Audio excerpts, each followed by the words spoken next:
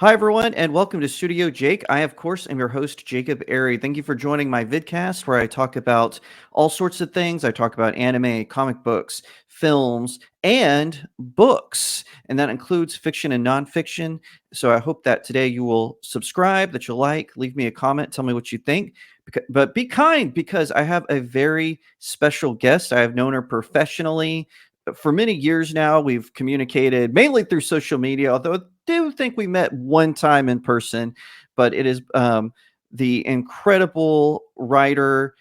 She has done work for all kinds of news outlets. She is currently the Washington editor of The Spectator, and she has written a new book that would be The Snowflakes Revolt: How Woke Millennials Hijacked American Media. And she is with me today. Please welcome Amber Athey. Amber, welcome to Studio Jake. Thank you so much for having me. I'm excited to be here.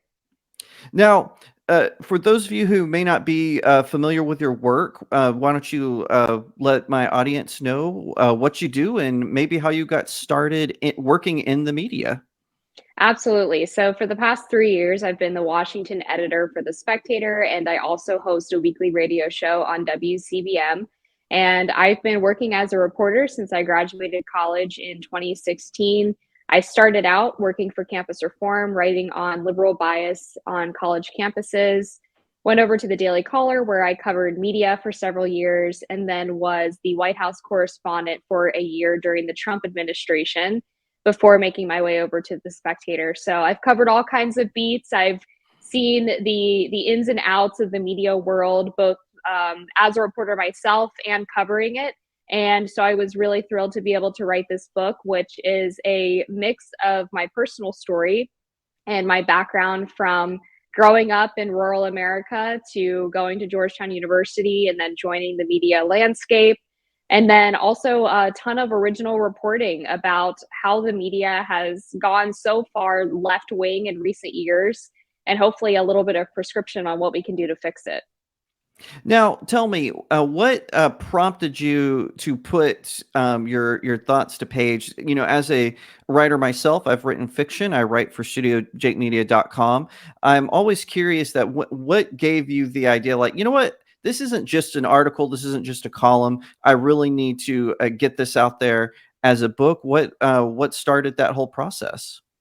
I think really what I found was this connection between what I was covering on college campuses when I was at Campus Reform and what's now happening to the corporate American media, which is that there is a vocal minority of really progressive left-wing activists who have, as the title suggests, hijacked these institutions and really pushed them further to the left through mob tactics, whether that's trying to bring bad PR onto the universities or the media outlets, or publicly shaming their colleagues and newsroom leadership, and organizing physically in offices and trying to spark some sort of internal revolt. So you see a lot of the same tactics that were happening in the 2013 to 2018 era of universities, where speakers were being shouted down and students were organizing sit-ins in the university presidents and deans offices, to where we are now in the media with New York Times employees, organizing letters to send to their editors, or style guides being revamped in the image of these left-wing activist groups. So there really is a through line between these two groups of people. And it seems like what happened is these kids that we sort of derisively referred to as the snowflakes when they were on campus actually graduated, joined major American institutions, and have exercised a lot of influence. And one of the first times I heard the term snowflake or special snowflake used was the infamous Triggly-Puff incident, where I believe it was Christine Hoff Sommers was giving a speech, and this student interrupted her. And the reason they were calling her Triggly-Puff was she kind of resembled a Pokemon. I'm not trying to be rude here, but if you watch the video, you can clearly see it. My friend Cassie Dillon took the footage from that, and she's waving her arms, and that was kind of the first instance that I recall people saying, "Oh, this person, it's like a special snowflake. They melt when they encounter, someone as as sound as Christina Hoff Sommers, of course, of the American Enterprise Institute, the factual feminist as she's known. And I'm curious, in your research, what are some, did you know about a lot of the incidents you were finding, or did you find new ones that kind of surprised you? What I write about a lot in terms of the college campuses is actually my own experience as an undergrad and outspoken conservative at Georgetown University. So there's certainly some news stories that I share in the book, including how right away, my freshman year, I was pretty despised by a lot of the left-wing people who lived on my floor. And I was often reported to the RA for allegedly creating an unsafe environment for my peers by advertising for a gun safety club, and people left, nasty messages on my door and all of the like. And then as I got older and got up to my junior and senior year and was in charge of the college Republicans on campus, we actually had our own rather divisive speech with Christina Hoff Sommers. Her first speech that she gave on a college campus, I believe, that sort of sparked all of these protests was at Georgetown. And we had a safe space that was organized by the students. Our club was reported to the administration for making students feel unsafe and for refusing to provide trigger warnings. We had to have security at that event. So that entire section of the book is just ripe with personal anecdotes that haven't fully been shared publicly. And I think people will read those and laugh, but also sort of cringe in horror at the types of students and future leaders that our elite universities are producing. And this is something that always shocked me because I attended Lamar University. That's where I studied marketing. Proud college dropout here. I'm not, I was saying, the other day how at Lamar there wasn't really sort of this snowflake sort of mentality. And so when I would hear stories of people who went to places like Georgetown and or Harvard or Berkeley, the birthplace of modern free speech, you would hear about all this. But the universities, whenever something like this would happen, like they would allow, usually the universities would allow for some sort of protest. So say if you were going to go for a speech, you might see some protesters out there, but it never got to sort of the level that we saw in the 2010s and even the late 2000s, or as you're describing from you leaving nasty. By the way, people I have known, like I said, I've known Amber for a while professionally. She's one of the most hospitable people you'll ever meet. One of the nicest people you'll ever encounter. I can't imagine anyone, leaving a nasty letter on your door. But it's kind of when did the administrations, when did the faculty say, you know what, we're just going to surrender to these snowflakes?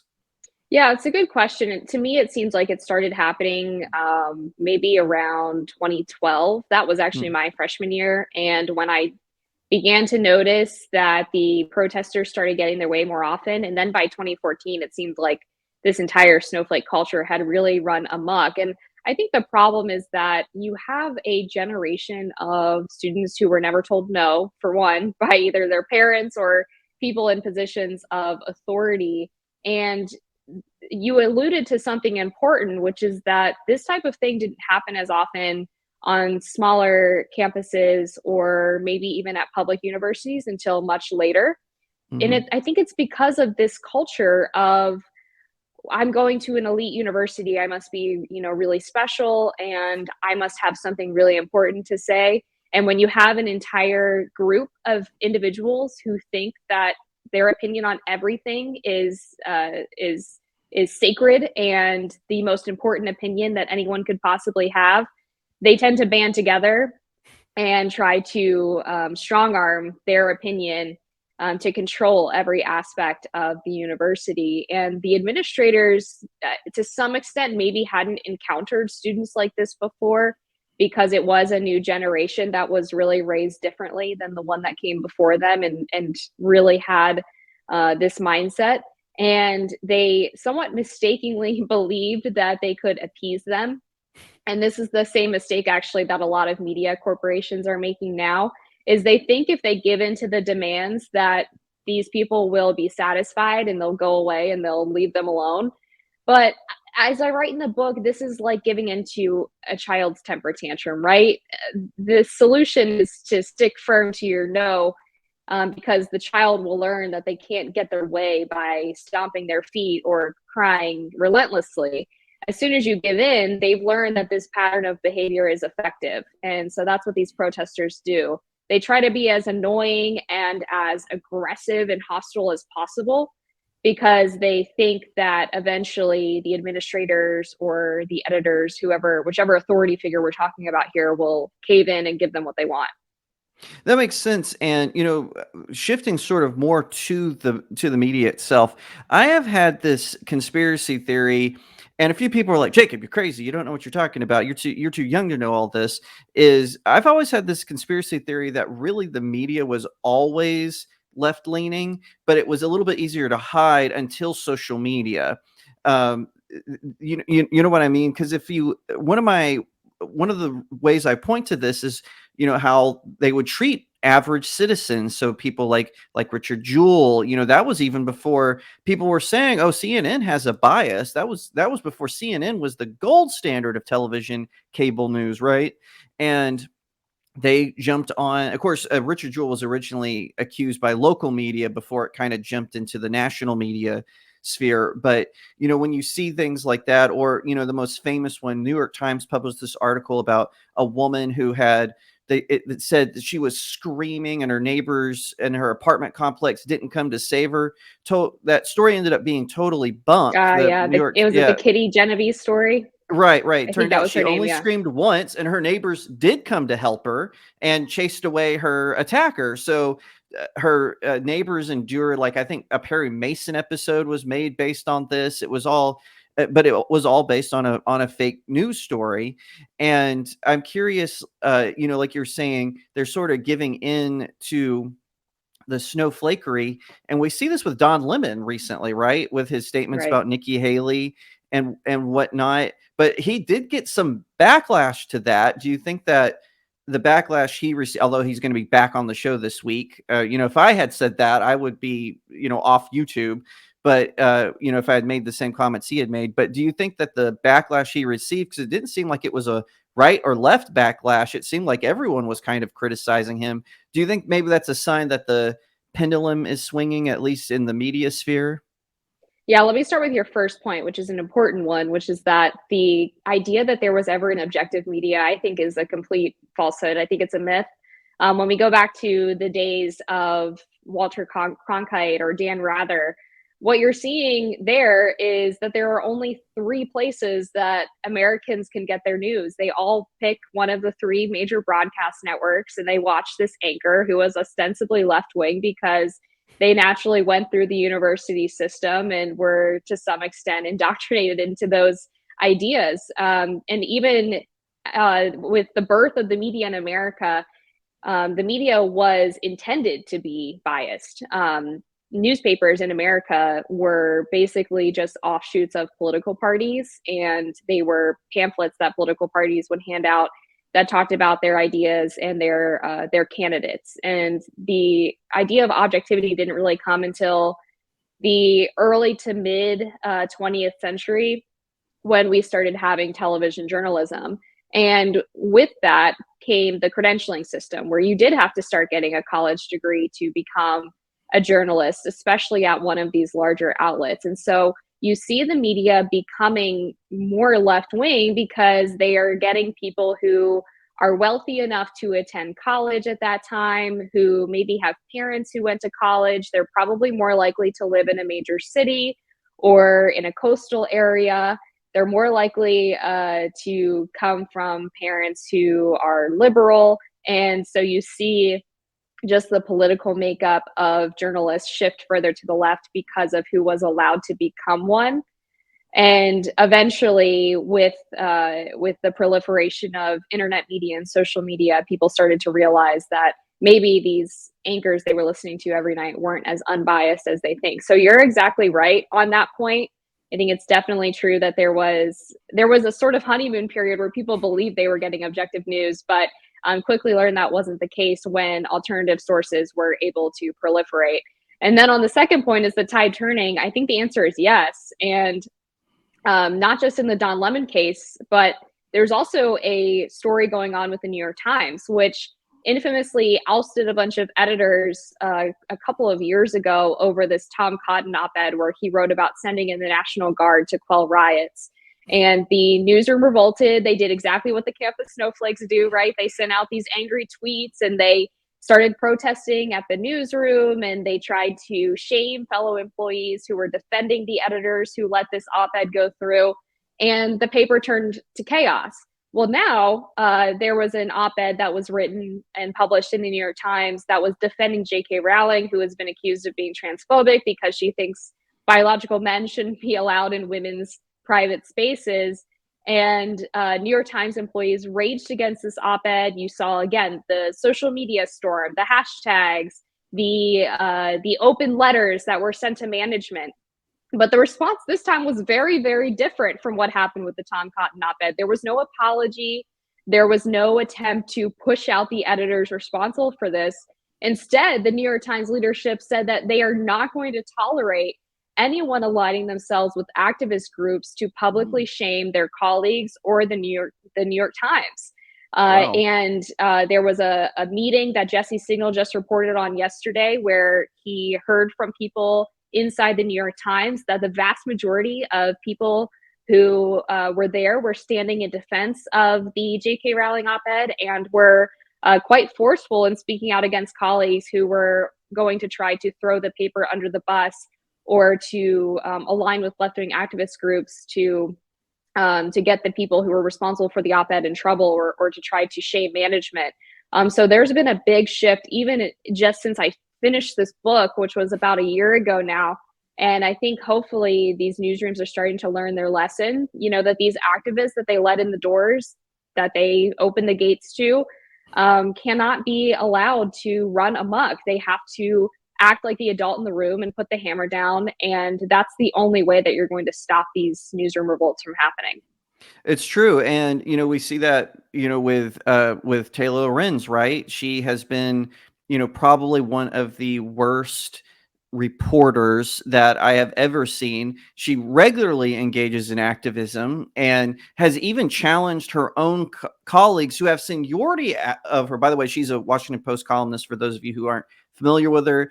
She is being sued, I believe, for smearing another professional woman who was in a different industry. She's been accused of instigating the fight between between this person. I think she was a social media management, basically. Ari Jacobs is her name, and whatnot. And we're seeing this sort of shift, but like we still have a few. I hate to use this term, but I can't think of a better one. Barnacles hanging onto the hull of the ship. Honestly, though, I'm not red-pilled enough where I would say, "Oh, I think the media is going to totally change." I just think we are going to see sort of a shift in, as in they'll have more conservatives on panels, stuff like that. Maybe they'll have a token conservative have a show somewhere, depending on the network. Obviously, I don't think that'll ever happen at like News Nation or MSNBC, but or especially the Young Turks, right? But I think that we will sort of see more of a softer edge. Do you agree or disagree? Yeah, I think that's fair. It would be naive to think that the media is suddenly going to shift to the center, even at Chris Licht's CNN. The fact that Don Lemon still has a job at all is somewhat outrageous. I mean, you still have Jake Tapper and some of these other left-wing anchors on there, Jim Sciutto, who pretend to be objective, but we know what they are. So I don't think we're going to see a centrist media anytime soon. But hopefully we can at least have a media that is willing to foster a little bit of debate. The most harmful and toxic thing about these woke leftists in the media is that they hate freedom of speech. They hate differing opinions. They don't want to foster conversations. They want to shut down the opposing side. That's why Taylor Lorenz is so hated. It's because she uses her platform, whether it was at the New York Times or now at the Washington Post, to get people in trouble for sharing their opinions.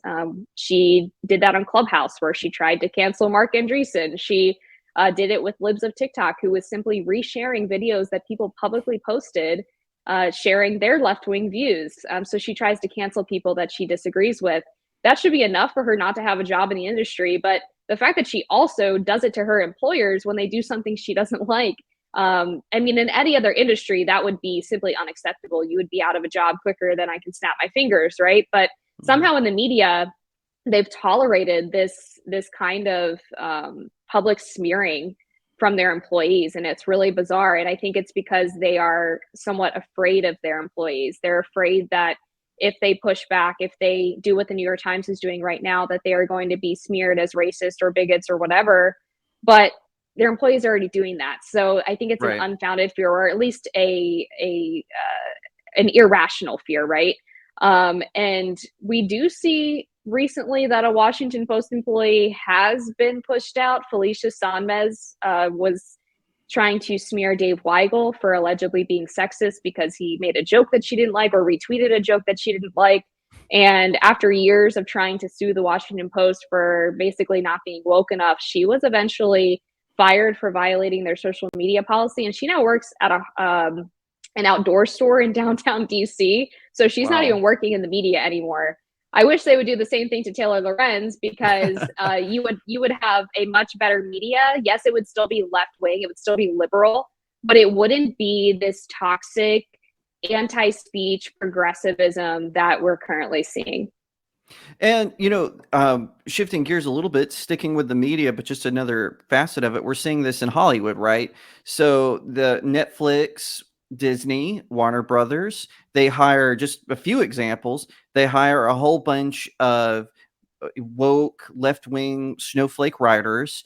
And what's happening? It's destroying fan favorite franchises. You can see from behind me, I'm a huge Star Wars fan. I have been since I was probably in elementary school, and I'm watching Star Wars give ground. There was this article that came out recently that, now this is just a rumor. Disney has not confirmed or denied this, but they're thinking about making Luke Skywalker gay. Well, being a Star Wars fan, reading the books that came out in between the movies, Luke Skywalker actually gets married to a woman and has 3 children. I'm probably boring poor Amber right now, but we see how that even they want to corrupt us in our pop culture. And this is something I've been kind of critical of conservatives about. You've got I won't say names, but people railing against anime, or like, adults shouldn't watch cartoons. And I'm like, well, every time you say that, you lose 5 voters,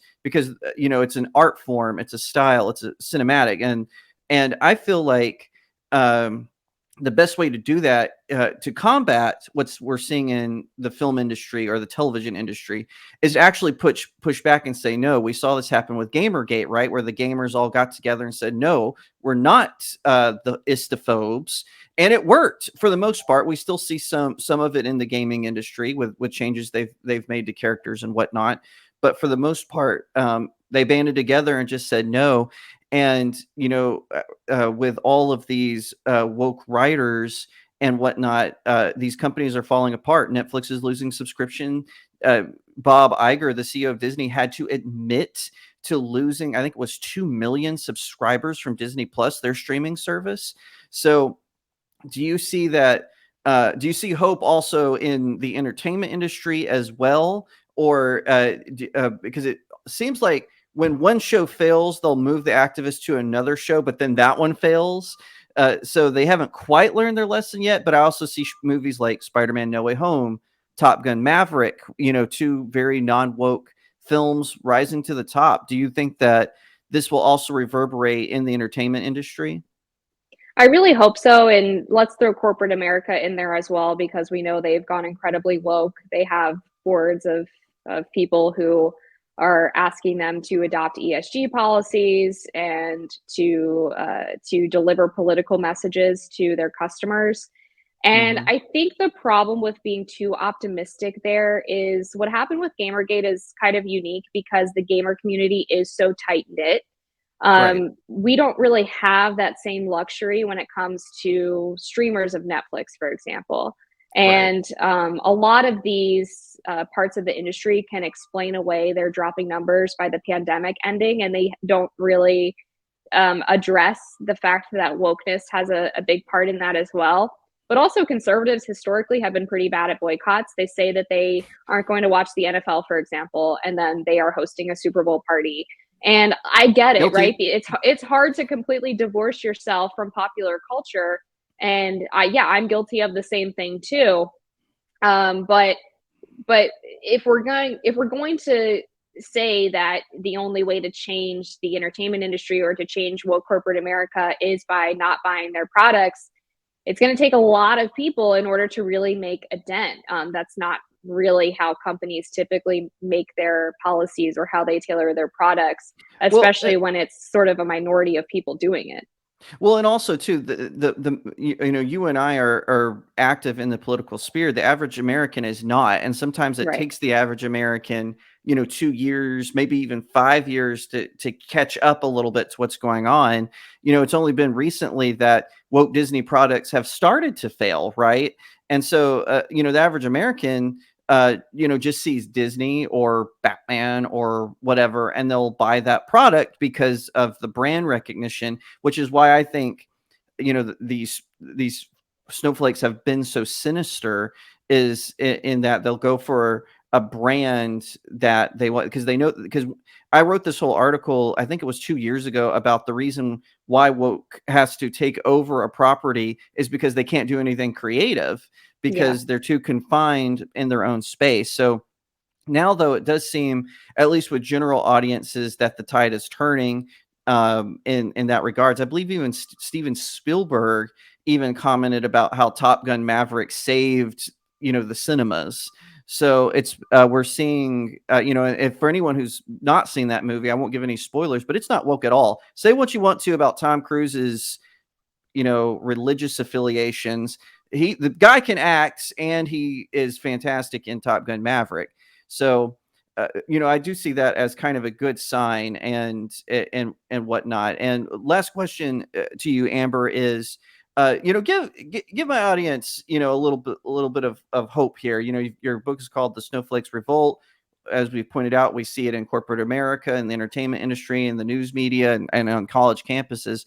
But we talked a little bit about the shifting paradigm. Do you see, do you see it, in a not just a shift, but do you maybe see some momentum where we can actually make some good change here?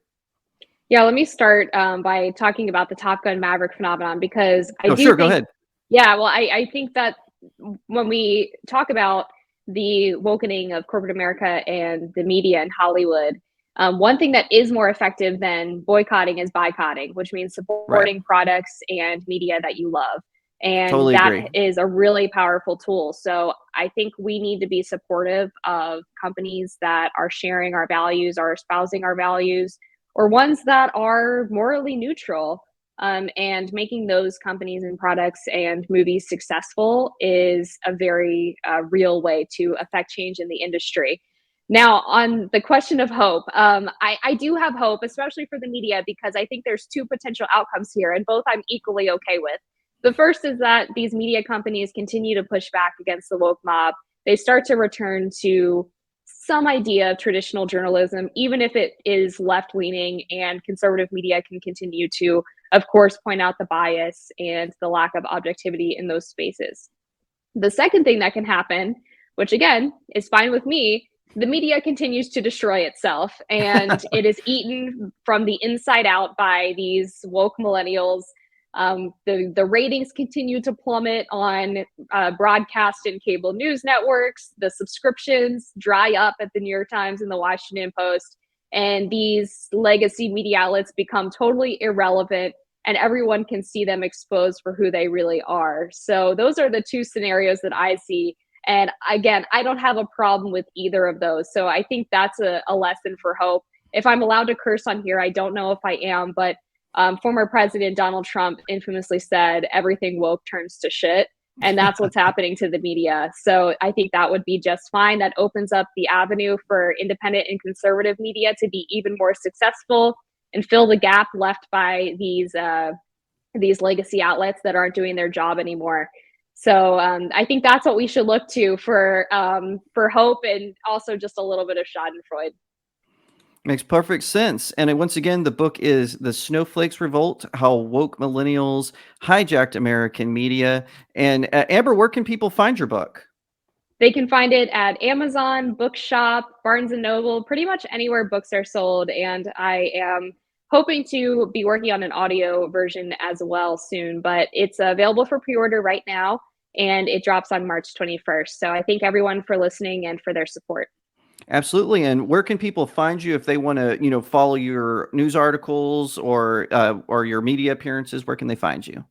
They can find me on Twitter at Amber_Athey. They can read my work at thespectator.com, and they can listen to my weekly radio show on WCBM.com Sunday nights at 6 p.m.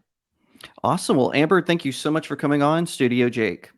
Thank you so much, Jake. Thank you so much for watching this video. I hope that you'll give it a thumbs up, that you'll leave me a comment, tell me what you think, that you'll share it out with your friends, and of course, consider subscribing to Studio Jake. I cover all kinds of nerd and pop culture topics, including film, television, anime, comic books, and so much more. I hope that you'll also head over to my main website, StudioJakeMedia.com, where I have even more news, views, and commentary. Also, if you'd like to support the channel, head over to my locals page. That's studiojakemedia.locals.com. It's the best way to support me. I'm trying to build a little community there. I have exclusive reviews and articles, so definitely head over there and check it out. And I'll see you next time right here on Studio Jake.